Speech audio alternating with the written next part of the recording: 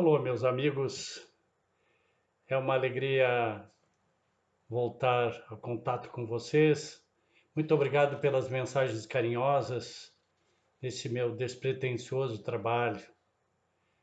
Obrigado a todos. Hoje falaremos sobre o tempo de todos nós. E eu não poderia falar de tempo sem falar do Eclesiastes, né? Que é uma verdadeira obra de arte. Capítulo 3.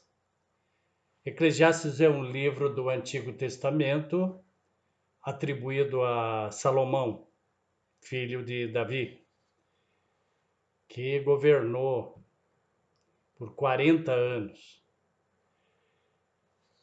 Ele diz sobre o tempo: tudo tem o seu tempo determinado e há tempo para todo propósito debaixo do céu.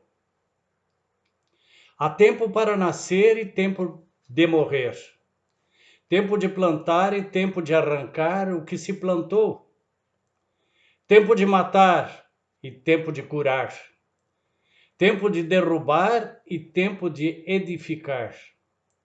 Tempo de chorar e tempo de rir. Tempo de prantear e tempo de dançar. Tempo de espalhar pedras e tempo de ajuntar pedras. Tempo de abraçar e tempo de afastar-se de abraçar. Tempo de buscar e tempo de perder. Tempo de guardar e tempo de lançar fora. Termina o Eclesiastes dizendo: tempo de rasgar e tempo de coser. Tempo de estar calado e tempo de falar. Tempo de amar e tempo de odiar. Tempo de guerra e tempo de paz. O tempo é um instrumento que opera, no mais das vezes, contrários às vidas das pessoas, porque vem nelas mergulhos no passado ou no futuro, pouco vivendo, ou nada quase, o presente, que, como se costuma dizer por aí, em mensagens veiculadas pela internet, que o presente é um presente, é uma dádiva, e pouco apresentamos, pouco aproveitamos este grande presente do nosso Pai Criador. O passado nos relata sempre, ou quase sempre, momentos desagradáveis. Pouco se lembra de um passado de alegrias, muito pouco. Quase sempre estamos arraigados ao passado pelos bloqueios, pelos traumas da culpa, da raiva, e nos isolamos de melhores dias no presente porque estamos lá ainda no passado. Precisamos nos conscientizar de que o passado só serve para nós como uma referência, como experiência. Aquilo que acertamos, e hoje já se pode dizer no presente, o que acertamos deve ser repetido. O que erramos, se desejarmos termos uma vida melhor, não repetirmos de maneira alguma. A culpa e a raiva praticamente nos governam em termos de tempo quando se relata fatos passados. O futuro ainda não chegou e talvez nem chegue, nunca se sabe. Mas nós estamos ansiosos lá no futuro, também nos desligando do momento presente. Há uma estatística, há muitos anos foi feita, e não creio que tenha alterado substancialmente seus resultados, que as pessoas viviam 75% no passado, aí uns 15, 20 no futuro, e 5 a 10 no presente. Ora, é muito pouco para quem quer ter alegrias na vida. Tem que saborear essa vida momento por momento e não dispensarmos os valores do passado, porque esses valores e crenças são, sem dúvida, o nosso patrimônio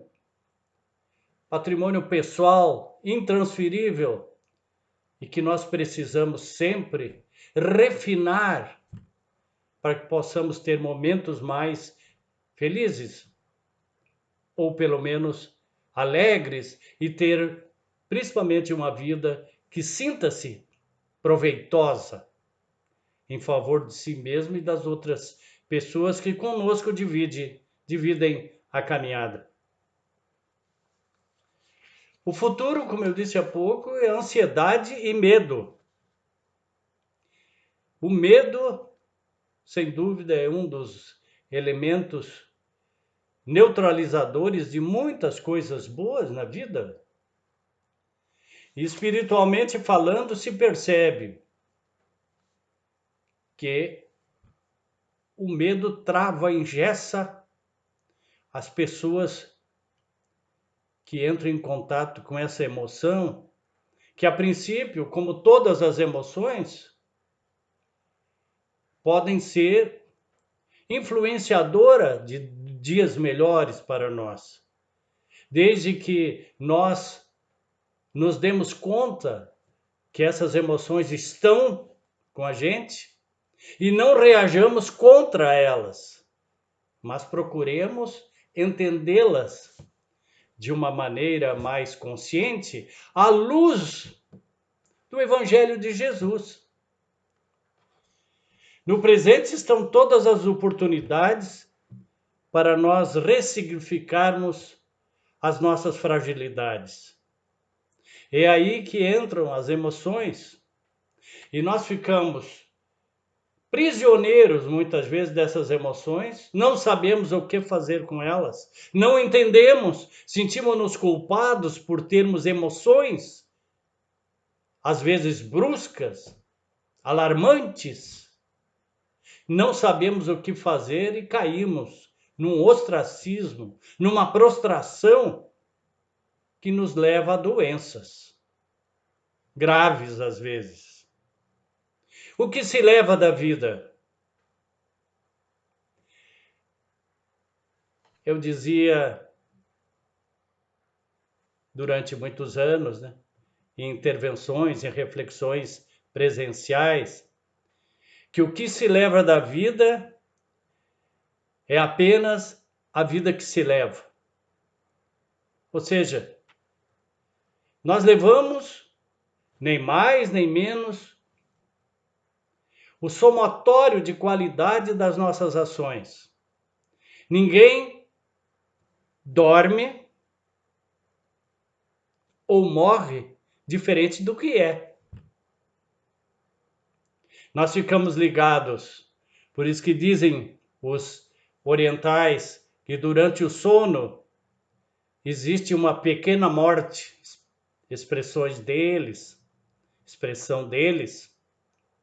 E essa pequena morte só não se consubstancia porque existe um cordão fluídico ainda ligando o corpo físico, chamado por muitos o cordão de prata. E na morte, chamada morte física, esse cordão é rompido, definitivamente. O papel do vitimismo nos trava no tempo, o tempo que poderia ser nosso aliado. As pessoas se fazem vítimas. E aí me lembrei de palavras de Emmanuel, mentor até há pouco, era mentor de Chico Xavier. Ele diz, o desculpismo, a palavra que eu tenho a impressão que ele criou, ou seja, aquele ato de realizar desculpas. O desculpismo sempre foi a porta de escape dos que abandonam as próprias obrigações. Irmãos nossos que tiveram a infelicidade de escorregar na delinquência costumam justificar-se com vigoroso poder de persuasão, mas isso não lhes onera a consciência do resgate preciso. Companheiros que arruinam o corpo em hábitos viciosos arquitetam largo sistema de escusas, tentando legitimar as atitudes infelizes que adotam. Comovendo a quem os ouve, entretanto, acabam suportando em si mesmos as consequências das responsabilidades a que se afeiçoam. E ainda agora, quando a doutrina espírita revive o Evangelho, concitando homens à construção do bem na terra, surgem as pencas, desculpas disfarçando deserções. Estou muito jovem ainda. Sou velho demais. Assumi compromissos de monta e não posso atender. Minhas atribulações são enormes. Obrigações de família estão crescendo. Os negócios não me permitem qualquer atividade espiritual. Empenhei-me a débitos que me afligem. Os filhos tomam tempo.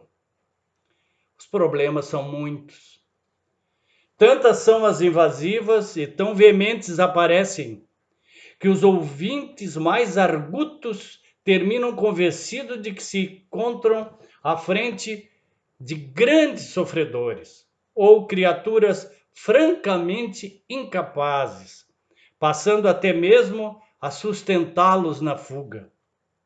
Os convidados para a lavoura de luz, no entanto, enganados por si próprios, acordam para o verdadeiro momento e atados às ruinosas consequências da própria leviandade, não encontram outra providência restauradora, senão a de esperarem por outras reencarnações,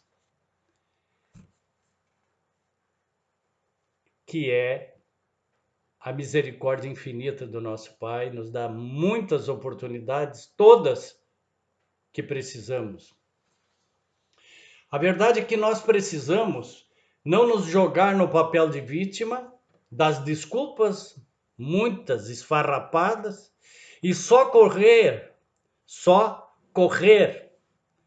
em direção à ajuda quando estamos nas últimas. Precisamos robustecer nossa fé com empreendimentos, com ações na nossa vida pessoal. Não precisamos estar o dia inteiro pregando o Evangelho. Muitas vezes nem nos querem ouvir. E falamos para as paredes. Mas precisamos nos tornar agentes da nossa própria mudança. Mahatma Gandhi dizia que a gente deve começar aquelas reformas que quer para o mundo por si mesmo. Queres a paz? Faça a paz. Realize a paz. Não apenas saia com bandeiras, com cartazes à rua, contra isso, contra aquilo. Realize a paz. Onde? No âmbito familiar, no âmbito profissional. Podemos fazer muito pelo mundo sem sair à rua gritando. Mas quem tiver vontade, que eu faça. Não há crítica nisso. Só que há a ideia de que se não gritarmos, Deus não ouve. Quando nós nos unimos a Ele, sempre pelo pensamento. É o nosso Pai que habita em nós e nós habitamos nele. Então não precisamos grandes instrumentos, não precisamos intermediários para isso. Todos nós somos extremamente capazes de realizar esta conexão maravilhosa e que tanto benefício nos traz. E isso se chama prece. Não vamos confundir prece com rezar. Prece é conversa com o Pai, com aquele que nós temos intimidade, que sabe tudo de nós. Na família, nós podemos fazer grandes realizações em total silêncio. Não precisamos realizar prodígios. Às vezes, um simples silêncio diante de uma provocação. Numa época que nós estamos vivendo, as provocações são muitas, enormes, e nós precisamos estar vigilantes dos nossos pensamentos para que não os transformemos em ações das quais vamos nos arrepender, às vezes amargamente em seguida. No âmbito profissional também, muitos se queixam do trabalho, porque o chefe é assim, porque o empregado é assim. Eles, essas outras pessoas, companheiros de jornada, no que diz respeito ao trabalho, eles não vão mudar, porque eu quero mudar. As pessoas não vieram ao mundo para me satisfazer. Elas têm as suas próprias inquietudes e as suas próprias procuras no âmbito do espírito imortal. Precisamos, então, onde estivermos, sermos pequenos focos de luz, irradiando aquilo que desejamos para o mundo e não exigir dos outros. E não precisamos ficar infelizes, e não devemos ficar infelizes quando pessoas, porque não têm argumentos, apelam para a rispidez, até para a crueldade em palavras, ou mais do que isso, conosco. Temos que ter a sensibilidade de podermos realizar em nós as reformas. O mundo muda ao nosso redor quando nós mudamos. Isso é muito fácil de verificar. Pessoas há que, ao nos acercarmos delas, sentimos isso. Outras não. Então, cada um semeia ao redor de si aquilo que possui na sua essência. Nossa relação com Deus tem que ser afinada pela oração, pela prece, pelas conversas que mantemos com nosso Pai. A mensagem de Jesus, que Jesus nos deixa, a todo momento podemos utilizar, é que existe um Pai misericordioso e não um juiz impiedoso. A lei mosaica anterior a Jesus era aquele juiz que ainda existe no imaginário de muitas pessoas, dependendo das suas predileções em termos de religião, e não há aí também crítica. Cada um deve procurar aquilo que condiz com o seu estágio, com o seu degrau de entendimento, de percepção. Mas para a percepção da doutrina espírita, Deus é um Pai misericordioso. Não premia nem castiga. E não há necessidade de fazer negócio com ele. Como se Deus fosse alguém que estivesse atrás de um balcão, realizando recepção de pessoas e distribuindo benesses ou castigos para quem se acerque dele, para quem adule, para quem bajule. Na visão de muitas pessoas, quem bajula Deus tem prêmios. Ora, não podemos nos iludir.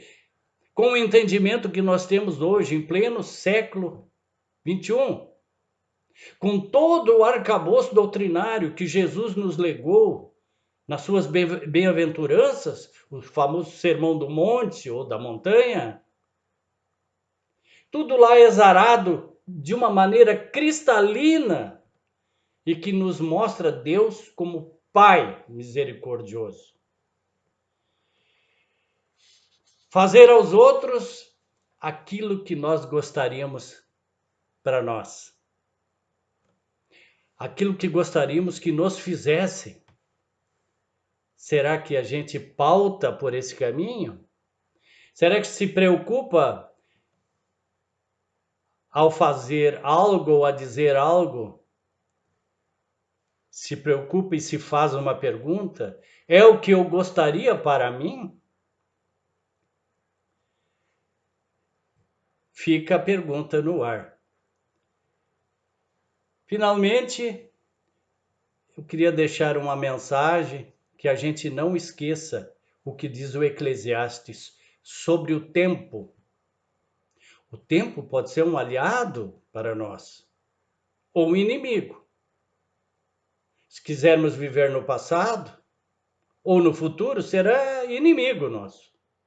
Porque vai estar provocando, à medida que os dias contam, provocando verdadeiras neuroses, psicoses, transtornos graves na nossa mente, porque nós queremos alterar o tempo que passou e alterar as pessoas que de uma maneira ou outra fizeram parte desse cenário do passado ou daquilo que imaginamos mais à frente. Ansiedade, medo, e alguém que faça aquilo que nós desejamos. Eclesiastes diz lá, finalmente, tudo tem o seu tempo determinado e há tempo para todo o propósito debaixo do céu. Aproveitemos o tempo, minha gente. Há tempo para tudo debaixo do céu, para todo o propósito. Aproveitemos o tempo, esse tempo que estamos vivendo hoje. Procuremos achar nele, sim, alegrias. E não nos percamos pelos caminhos da desesperança, porque precisamos de uma fé robusta e só vamos alcançar no momento que nós nos conhecermos. Ou seja, eu sou um espírito imortal. Eu sou filho de Deus e Deus está em mim. Aconteça o que acontecer, será o melhor para mim diante de um programa que eu tenho. Não destino, não destino, mas um programa que evidencie o mérito, o reconhecimento de um ser em evolução e os trabalhos que devemos suplantar, as dificuldades que devemos suplantar durante a nossa existência, peçamos a Deus sempre que tenhamos coragem, que nos dê coragem para ultrapassar as dificuldades e não nos percamos no caminho da desesperança. O tempo, meus amigos, é um aliado seu, desde que você queira. Namastê, muito obrigado.